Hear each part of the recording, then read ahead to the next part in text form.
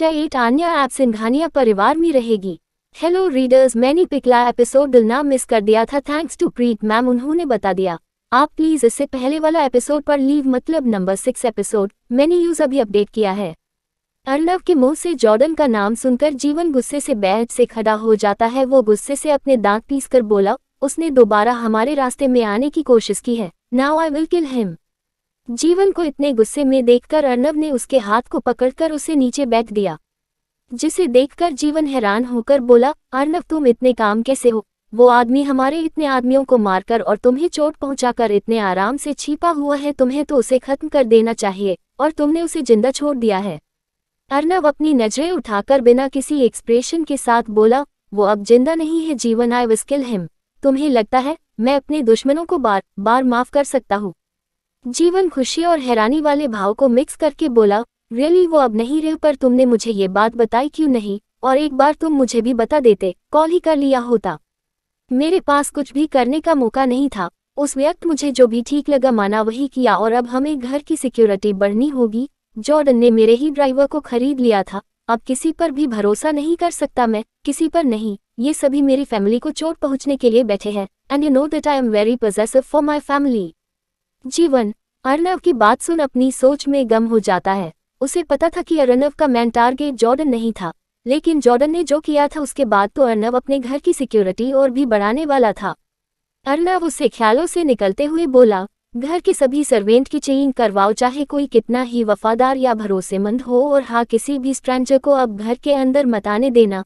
तुम्हें पता है जॉर्डन की मौत की खबर सुनकर माफिया वर्ल्ड का हमारा असली टारगेट हिल गया होगा, एंड मैं नहीं चाहता कि अब मैं कियासी को भी कोई मौका दूं। नए गार्ड और घर के सर्वेंट भी बहुत सोच समझकर हायर करने होंगे।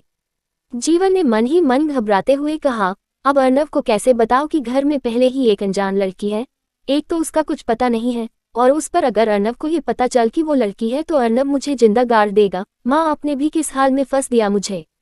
जीवन, we should leave now, Arnav ने बेड से नीचे उतरने की कोशिश करते हुए कहा। उसके हाथ की चोट की वजह से वो सही से खड़ा नहीं हो पा रहा था। जीवन उसे पकड़ते हुए, तुम्हें कहा है कि अभी इस हाथ पर जोर नहीं डालना है, तुम अपनी हरकतें काबू करोगे अर्नव। तुझे इन छोटी मोटी चीजों से फर्क नहीं पड़ता, लेकिन हमें पड़ता है। अब कुछ दिन तुम सिर्फ रेस्ट करोगे, बाकी मैं संभाल लूंगा। उद्धरण चिन्ह, और तुम्हें लगता है तुम्हारी बात मानूंगा? जीवन ने उसकी तरफ देखा, फिर अपनी गार्डन हिलाते हुए धीमे आवाज में बोला, भगवान करे कोई तो ऐसी लड़की आए तुम्हारी जिंदगी में जिसकी तुम सुन लो।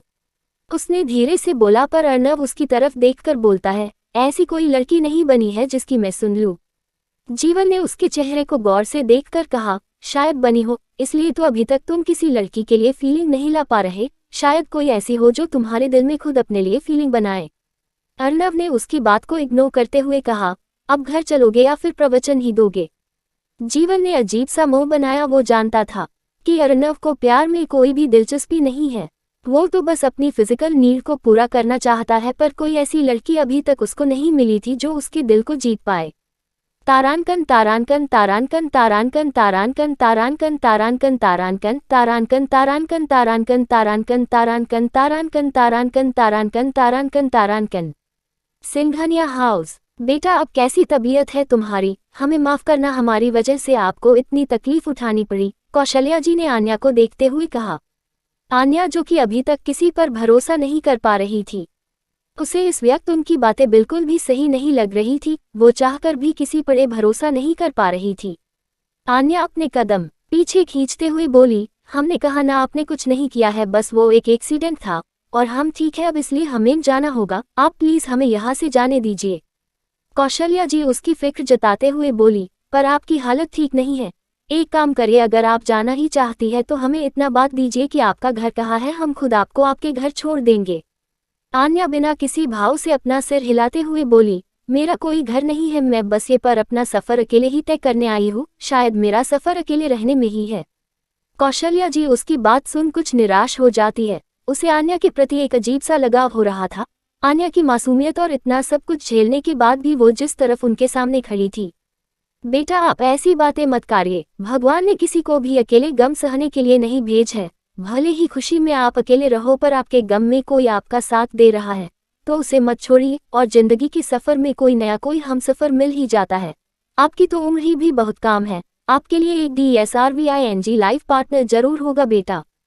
कौशल्या जी की बातों का आन्या के दिल पार न चाहते हुए भी असर हो रहा था। वो अपने मन ही मन बोली, उस बस वही औरत ने मुझे पैसों के लिए बेच दिया, न जाने ये सब बातें करके ये क्या चाहती है। बेटा प्लीज यहीं पर रुक जाए जब तक आप ठीक नहीं हो जाती। हम सच में आपकी इस हालत का जिम्मेदार खुद को समझ रहे हैं। उनकी इतनी रिक्वेस्ट करने पर आन्या बोली, ठीक है मैं रुक जाऊंगी, पर आप मुझे बेच तो नहीं देगी न। वो उसकी बात सुन चौंक गई। आन्या की मासूमियत और उसका मासूम चेहरा देखकर वो उसके पास आकर बोली, आप ऐसा क्यों कह रही है बेटा, हम भला आपको क्यों बेचेंगे। आन्या की आंखें दबदबा गई। जब मैं यहाँ आ रही थी तब एक औरत ने मुझे किडनैप कर लिया था। वो भी मुझसे बहुत प्यार से बात कर रही थी, लेकिन फिर उसने सिर्फ 50,000 रुपयों के लिए किसी आदमी को बेच दिया। कौशल्या जी अब शायद आन्या के डर का कारण समझ रही थी। वो आन्या के बारे में और भी बहुत कुछ जानना चाहती थी कि वो इस तरह अकेली यहाँ क्या कर रही है, लेकिन इस वक्त वो कुछ भी सवाल करना सही नहीं समझ रही थी। कौशल्या जी ने आन्या को गले से लगाया और उसके सिर पर हाथ फेरते हुए बोली, मैं ऐसा कुछ नहीं करूंगी बेटा, डोंट वरी। आन्या उनकी तरफ देखकर बोली, सच में। कौशल्या जी मुस्कुराते हुए, हाँ सच में बेटा, अभी आप आराम करिए, हम आपके लिए रूम में ही खाना भिजवा देते हैं और निर्मला को आपकी मेडिसिन के लिए भी बोल देंगे। आप बस आराम करिएगा और किसी बात की फिक्र मत करिएगा। आन्या अपना सिर हिलाते हुए बोली, ठीक है मैम। कौशल्या जी ने हंसते हुए कहा, अरे मैम क्या होता है पागल, आंटी बोल लो या फिर माँ बोल लो। वही आन्या भी मुस्कुराकर बोली, हम आपको माँ की उपाधि तो नहीं दे सकते हैं क्योंकि हमारी माँ हमारे लिए बहुत ऊपर है और उनकी जगह हम किसी को नहीं दे सकते हैं, पर हम आपको आंटी बुला सकते हैं, ठीक है आंटी। उद्धरण चिन्ह, हम ठीक है। कौशल्या जी उसके सिर पर हाथ फेर कर बोली। वो दोनों बातें कर ही रही होती है कि तभी वहां पर आजीविका आ जाती है। आजीविका ने बाहर की तरफ इशारे करते हुए कहा, माँ वो भाई आ गए हैं। उद्धरण चिन्ह, कौशल्या जी ने आजीविका की तरफ देखा और बोली, हाँ मैं आ रही हूँ, तुम चलो। पर माँ भाई आपको ही बुला रहे हैं, इससे पहले वो यहाँ आ जाए, आप चलिए यहाँ से। आजीविका की बात सुन कौशल्या जी ने आन्या की तरफ देखा और बोली, बेटा आप यही रुकिए, हम अपने बेटे से बात करके आते हैं, आप आराम कर लीजिएगा और हाँ प्लीज बाहर मत आइएगा, अगर हमारे बेटे ने आपको देख लिया तो बवाल हो जाएगा, वो बहुत गुस्सैल है। आन्या कौशल्या जी की तरफ देखते हुए बोली, हम ठीक है आंटी, आप फिक्र मत करिए, हम आपको परेशान नहीं करेंगे, हम यही ठीक है। कौशल्या जी ने हंसते हुए कहा, अरे नहीं, बाकी वक्त आप बाहर निकल सकती हो बेटा, लेकिन अर्नव जब घर पर हो तो थोड़ा बचकर रहना होगा क्योंकि हमारे बेटे को अजनबी पसंद नहीं है। आन्या ने धीरे से अपनी गर्दन हिला दी। कौशल्या जी आजीविका के साथ वहां से चली जाती है। वही वो निर्मला जी को आन्या को दवाई देने के लिए भी बोल जाती है। वही रूम में बैठी आन्या कुछ पलों के लिए कौशल्या जी के बारे में सोचने लगी। मुझे नहीं पता ये सही है या गलत, पर अब सब आपके भरोसे है भगवान, इस बार मेरे साथ सब सही हो। कहते हुए आन्या ने जैसे ही अपनी आंखें बंद की तो उसे अचानक अर्नव का फेस दिखाई देने लगता है। अर्नव का खून से सना शर्ट, अर्नव का चेहरा सामने आते ही आन्या ने झटके के साथ अपनी आंखें खोली। वो आसपास देखते हुए गहरी सांसें लेने लगी। आन्या अपने आप में बदबदा हुए बोली, यह मेरे सामने कैसे आ रहे हैं, उफ कितने डेंजरस दिखते हैं, चाहे कुछ भी हो जाए भगवान अब दोबारा इन्हें मेरे सामने लेकर मत आइएगा, मुझे खून खराबा वैसे भी पसंद नहीं है, मैं दोबारा इन्हें नहीं देखना चाहती हूँ, वो दिखते भी बहुत डेंजरस है, दे विल। उद्धरण चिन्ह कंटिन्यू। अर्नव से बचने के बारे में सोचने वाली आन्या जब अर्नव के सामने आएगी तो क्या अनजान होगा, अर्नव की नजरों से आखिर कब तक छिप पाएगी आन्या, आखिर क्या लिखा है आन्या की किस्मत में, जानने के लिए पते रहिए arrogant mafia fall for innocent girl chapter 9। Anya पर अर्नव का जादू छाया। अब तक आपने पढ़ा। आजीविका कौशल्या जी को ये बोलकर आन्या के रूम से ले जाती है कि अर्नव उन्हें बुला रहा है। वही आन्या अपनी आंखें बंद कर कुछ पल के लिए खुद को शांत करने की कोशिश करती है तो अर्नव का खून से सना शर्ट, अर्नव का चेहरा सामने आते ही आन्या ने झटके के साथ अपनी आंखें खोली। वो आसपास देखते हुए गहरी सांसें लेने लगी। आन्या अपने आप में बदबदा हुए बोली, यह मेरे सामने कैसे आ रहे हैं, उफ कितने डेंजरस दिखते हैं, चाहे कुछ भी हो जाए भगवान अब दोबारा इन्हें मेरे सामने लेकर मत आइएगा, मुझे खून खराबा वैसे भी पसंद नहीं है, मैं दोबारा इन्हें नहीं देखना चाहती हूँ, वो दिखते भी बहुत डेंजरस है, दे विल। उद्धरण चिन्ह। अब आगे। बेटा ये गोली आखिर तुम्हें लगी कैसे, कितनी बार कहा है ये बिजनेस में इतनी दुश्मनी मोल मत लिया करो, तुम्हें सभी के साथ आराम से काम करना चाहिए, आज का जमाना ही ऐसा है, कोई किसी को आगे बढ़ते हुए नहीं देख सकता। कौशल्या जी अर्नव के माथे पर हाथ फेरते हुए बोली। अर्नव ने अपनी माँ के हाथ को अपने हाथ में पकड़ा और बोला, माँ आप फिक्र मत करिए, मुझे कुछ नहीं होगा। बड़ा आया, कुछ ना होने वाला, ये जो हुआ है कम है क्या, हर बार तुम्हारी जान को जोखिम रहता है। मुझे तो समझ नहीं आता कि तुम ऐसा कौन सा बिजनेस करते हो जो तुम्हारी जान को इतना खतरा रहता है, वरना बिजनेस तो तुम्हारी डेट ने भी किया है, आज तक उन्हें तो कुछ नहीं हुआ। अर्नव कौशल्या जी की बात सुनकर मुस्कुराकर उनकी तरफ देखने लगता है। वही जीवन जो कि ये सब बातें सुन रहा था, वो अपने आप से बोला, माँ आपको अपने प्यारे बेटे के बारे में अभी पता कहा है, ये रूड होने के साथ साथ रिस्की भी है। उद्धरण चिन्ह। अर्नव अपनी फैमिली से बात कर रहा था। सभी को उसकी बहुत फिक्र रहती थी, पर अर्नव अपने लिए एकदम बेफिक्र था, क्योंकि वो जानता था कि दुश्मन जितनी देर में उसका कुछ बिगा पाएंगे, वो उतनी देर में दुश्मनों के पूरे खानदान को बर्बाद कर देगा। आप सभी, ये मुझे एक इम्पोर्टेंट बात भी करनी है, अर्नव सभी के चेहरे को एकटक देखते हुए बोला। अर्नव के डैड उसके चेहरे को देखकर बोले, हाँ बेटा कहो, कैसी बात करनी है। उद्धरण चिन्ह। अर्नव ने गंभीर भाव से बोलना शुरू किया, जैसा कि आप सब जानते हैं कि मैं आप सभी को लेकर बहुत प्रोटेक्टिव हूं, और आज जो हादसा मेरे साथ हुआ है वह कल को घर में किसी के भी साथ हो सकता है, इसलिए जब मैं घर पर ना रहूं तब आप लोगों को किसी भी अजनबी को घर में नहीं आने देना है। मैंने जीवन से कह दिया है, अब जितने भी नए नौकर घर में आएंगे उन सभी के अच्छे से जांच होगी, क्योंकि मेरे दुश्मनों ने इस बार मेरे ही ड्राइवर को खरीद लिया था, और ऐसे बेईमान लोगों को मैं अपने घर में बिल्कुल भी बर्दाश्त नहीं कर सकता हूँ, इसलिए सभी ध्यान से सुने, मुझे इस घर में कोई भी स्ट्रेंजर नहीं चाहिए।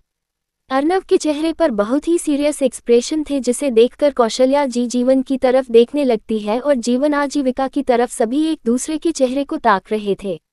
उन सभी को इस तरह खामोश पर देखकर अर्नव बोला, क्या हुआ, आप सभी ऐसे क्यों देख रहे हैं, कुछ हुआ है क्या। अर्नव की बात सुन कौशल्या जी अपना सिर हिलाते हुए बोली, नहीं हुआ तो कुछ भी नहीं है, पर इस तरह कोई भी हमारे घर आना कैसे बंद हो सकता है।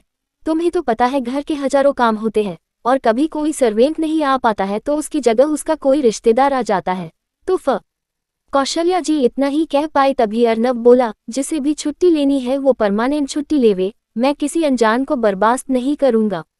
अर्नव के मुंह से यह बात सुनकर सभी के चेहरे उतर जाते हैं।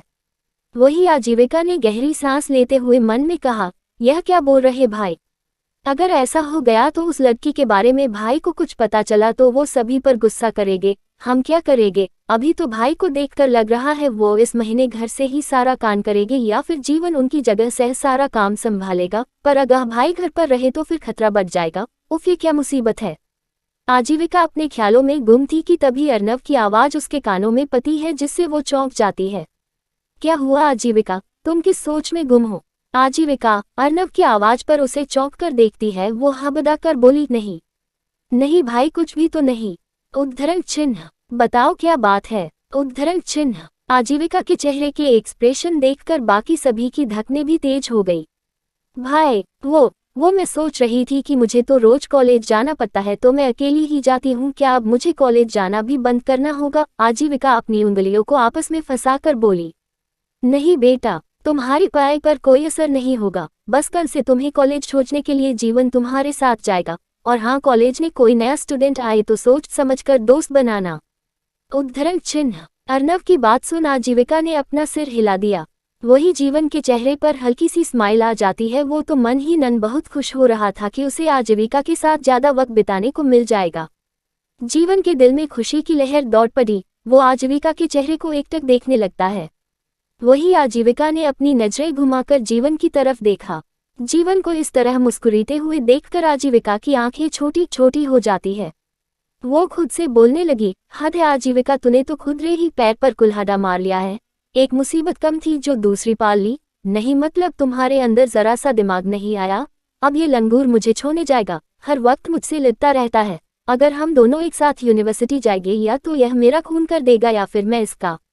Of God save me from this idiot. तारानकन तारानकन तारानकन तारानकन तारानकन तारानकन तारानकन तारानकन तारानकन तारानकन तारानकन तारानकन तारानकन तारानकन तारानकन तारानकन तारानकन। शाम का समय आन्या नींद से जागी तो आजीविका वही काउच पर बैठकर कोई बुक रीड कर रही थी। आन्या बेड से उठकर बैठ गई और आन्या की तरफ देखने लगती है। आजीविका की नज़र जब आन्या पर पड़ी तो वो मुस्कुराते हुए बोली, तो तुम उठी गई, अब कैसा महसूस कर रही हो। आन्या के चेहरे पर कोई एक्सप्रेशन नहीं थे, वो शांत एक्सप्रेशन के साथ बोली, ठीक। आजीविका अपनी बुक वही कांच की मेज पर रखते हुए काउच से उठकर उसके पास आती है, टेबल पर रखे जग से पानी निकालकर उसकी तरफ गिलास बढ़ा देती है। आन्या ने चुपचाप गिलास लिया और धीरे धीरे पानी पीने लगी। आन्या ने काफी पुराने से कपड़े पहने हुए थे और उन कपड़ों में उसकी हालत भी कुछ ठीक नहीं दिख रही थी।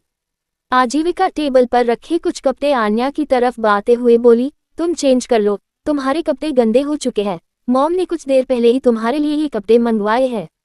उद्धरण चिन्ह। आन्या ने उन कपड़ों की तरफ देखा और चुपचाप वो कपड़े लेते हुए बैग से नीचे उतरकर वॉशरूम की तरफ चली जाती है। आजीविका की कोई भी एक्सप्रेशन की वो कोई खास जवाब नहीं दे रही थी, जबकि आजीविका उससे बहुत प्यार से बात कर रही थी। आजीविका वही बेड पर बैठ गई। वो खुद से बोली, कितना कम बोलती है ये लड़की। दो लड़कियां जब साथ होती है तो कितनी बातें करती है और ये तो कुछ बोल ही नहीं रही। लगता है इसे भी अपनी तरह बोलना सिखाना पड़ेगा। उद्धरण चिन्ह। वही आन्या कुछ ही देर बाद कपड़े चेंज करके बाहर आती है। आजीविका के लॉन्ग फ्रॉक में वो काफी अच्छी लग रही थी। आजीविका उसे देखकर अपने गाल पर हाथ रख लेती है। वो बोली, वाओ यार, तुम तो बहुत प्यारी लग रही हो, तुम पर रेड कलर बहुत प्यारा लग रहा है। आन्या ने आजीविका की तरफ देखकर हल्की स्माइल पास कर दी। तभी आजीविका उसकी तरफ अपना हाथ बढ़ाते हुए बोली, वैसे मेरा नाम आजीविका है। भाई मुझे छोटी बोलते हैं और मॉम डैड मुझे बेटा कहते हैं और तुम जो चाहे मुझे बुला सकती हो। आजीविका के हाथ से हाथ मिलाकर आन्या मुस्कुरा देती है पर कोई जवाब नहीं देती और वापस बेड पर बैठ जाती है। आजीविका उसे इस तरह बिहेव करते देखकर उसके पास ही बैठ जाती है। वो बोली, तुम बस मुस्कुराओगी या कुछ और भी बोलोगी? उद्धरण चिन्ह। आजीविका का गुस्सा देखकर आन्या नासमझी के साथ बोली, और क्या बोलना था? उफ, अब ये भी मुझे ही बताना होगा यार, अपना नाम तो बताओ।